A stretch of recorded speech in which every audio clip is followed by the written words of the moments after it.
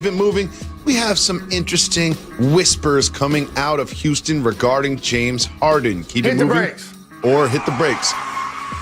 The Rockets might just be trying to ride this one out. Maybe they're just going to keep Harden on the team and not trade him. What do you think this tells you about the future of Harden and Houston?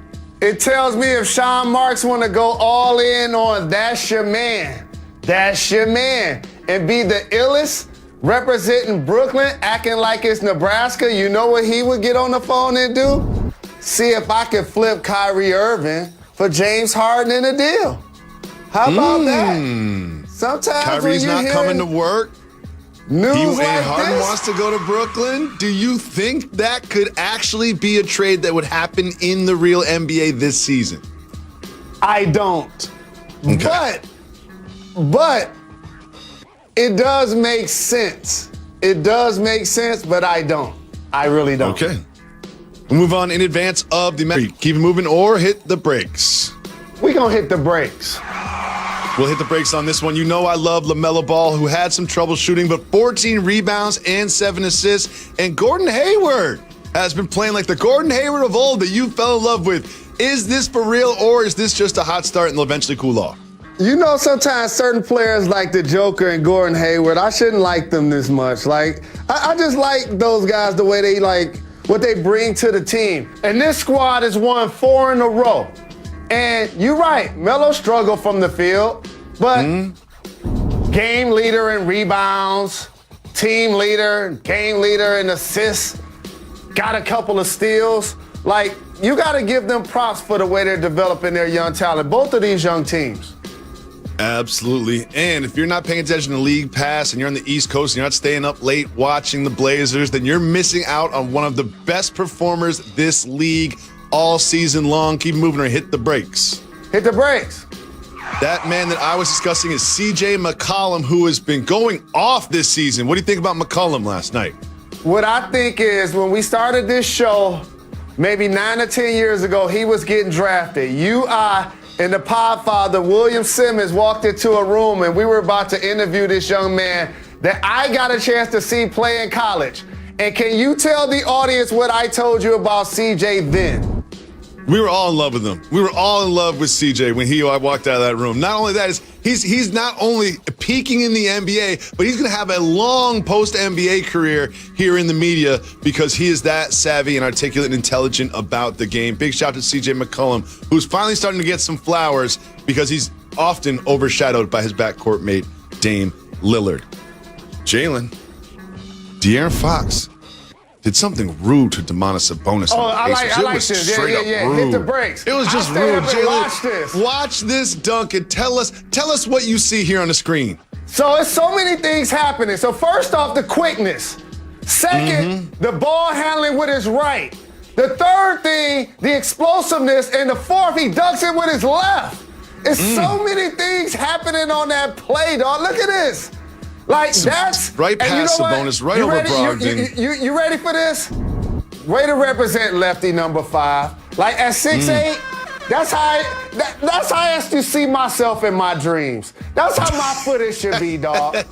You know, that's how my footage should be. You know, I used to see Grant Hill. You got a lot of buckets, but they didn't look like that. I used to see Penny. I used to see Grant Hill. I used to be like, you know what? I ain't that good at basketball, man. Look, this is how my highlights should look, man. Way to represent De'Aaron Fox, the lefty number 5, doing things that I could never do. And you know one thing I like the bench reaction too. Because you don't got the fans in there going crazy. So usually your bench has got to be a little extra when you make a play like that. Big shout to the Kings.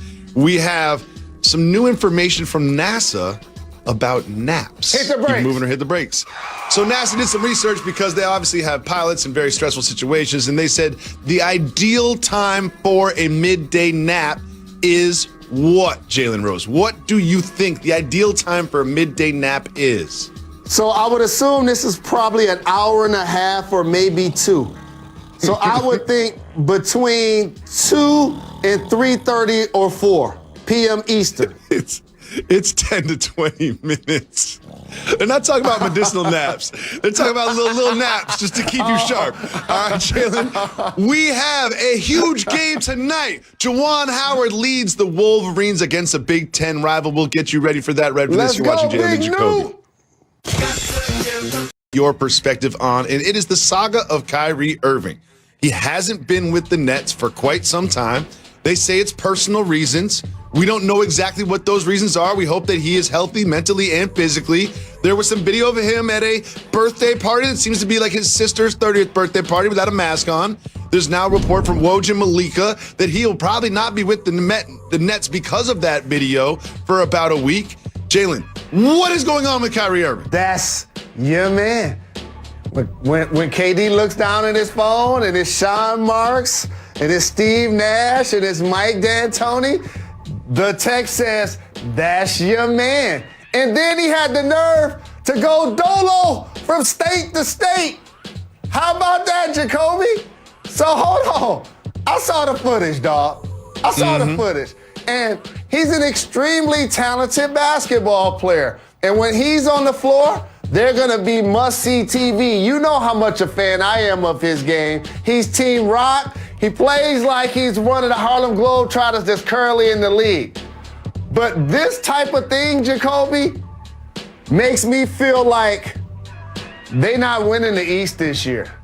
I know Spencer Dinwiddie got injured, and people are going to say, well, you still got KD, you still got Kyrie, and their team was built like, you know, almost like a Noah's Ark. It seemed like it had two of everything. You still could go to Karis LeVert. You got Adam. You got Allen. You got DeAndre Jordan.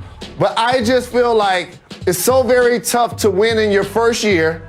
This is Nash, my former teammate's first year as a head coach. And when you can't communicate with your best players, when that relationship isn't, those are the people that you can get on the most, not the other way around. That creates a disconnect. And lastly, what does it say to the rest of the guys in the locker room? Because I haven't looked at the bottom of the ticker and seen that they're disciplining him just yet. Not that I want to get him in trouble, but he's missing games and practices and meetings and whatever. The NBA abbreviated 72-game season has actually started, and healthy players that are getting millions of dollars to play the game that they love are participating for their families, themselves, and their teammates. So whatever he's dealing with, I hope he can find a way to get back to the Nets, because Brooklyn needs him in uniform. Absolutely. The whole world was so excited to see KD and Kyrie together, and we got it for like 3 weeks. And now Kyrie is missing. It is time for Soft Mover Boss Move.